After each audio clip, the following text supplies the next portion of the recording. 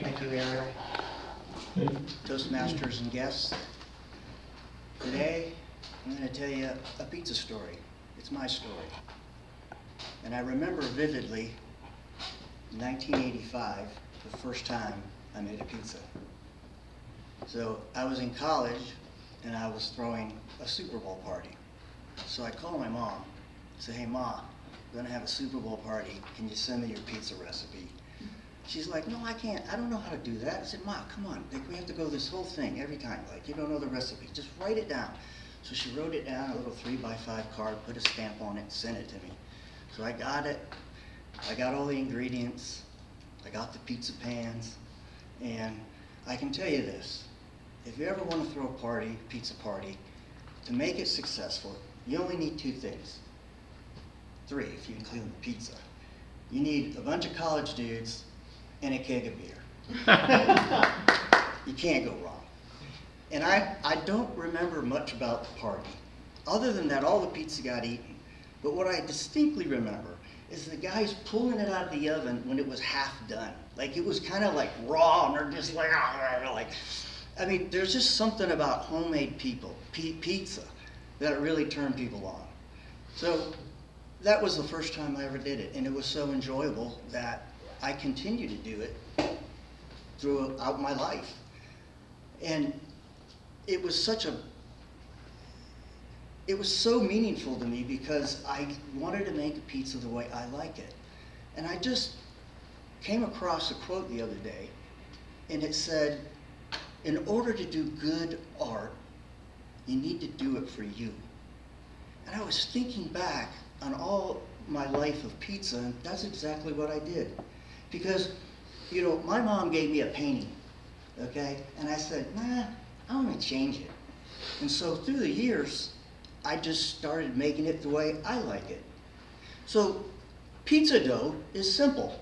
It's only 6 ingredients in the pizza. You got flour, water, and yeast. Those are the first 3. And then everybody else puts salt, oil, and sugar at different degrees. But with those 6 ingredients, you have all the pizzas that you've ever tasted. It's like not very complicated, but the way all those interact makes a certain kind of pizza. And the pizza that I wanted was a thin crust pizza. And I want to tell you, that's not easy to do. How many of you have ever had a thin crust pizza that has lots of flavor and it doesn't fall apart like a cracker and it doesn't get soggy? Well, if you had mine, you could raise your hand.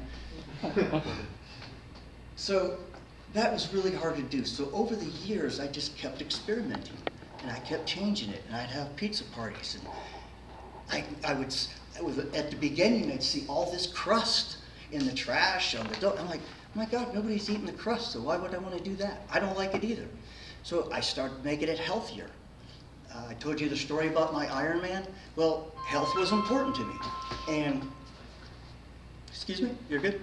I was just waiting for something you could do. So I created this pizza as healthy as I could, and it was mine.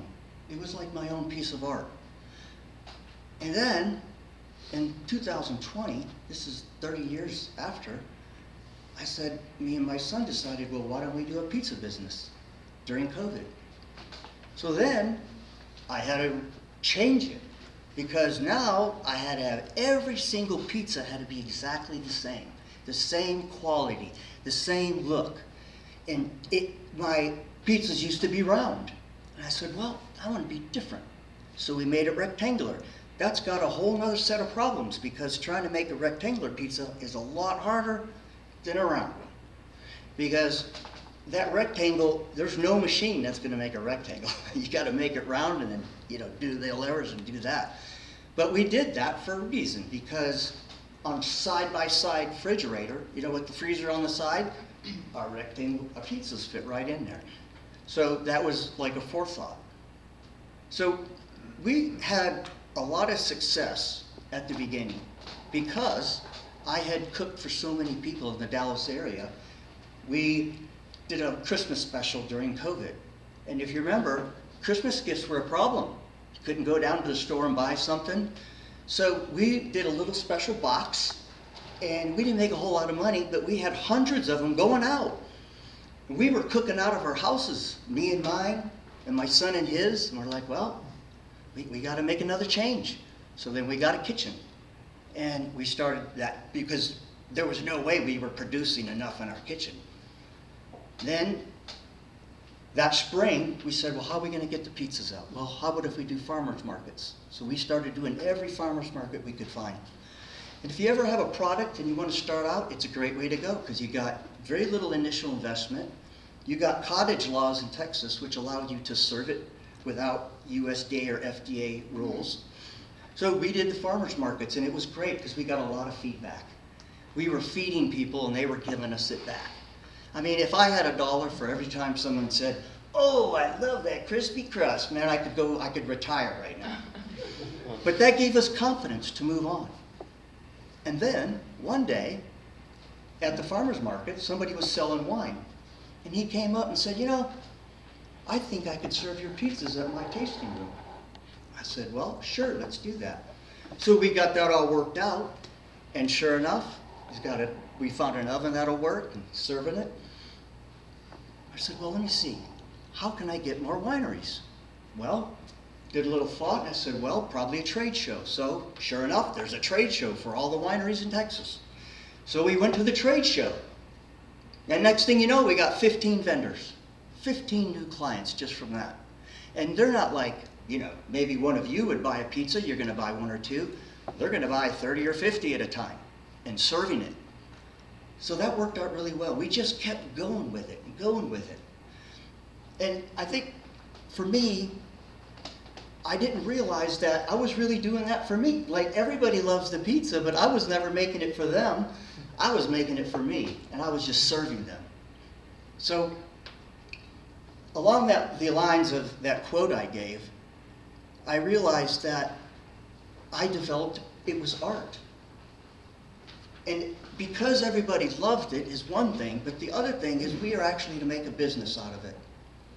And so I would say to you all, speaking is an art. And how you learn to do it and how you learn to use the words is just like a recipe. And you can get better at it, but I would say do it for you. You shouldn't come up here and speak for everybody else. Do what you love. Do what you're good at. You mentioned find the thing that you're good at and do those things. Hone your skills and get better. Because I feel like I'm a very lucky person because we started the business and it seems like we had some setbacks, but luck was just right behind us the whole way. So I encourage you all to find that thing in your life and do it with all your heart and do it for you. Thank you.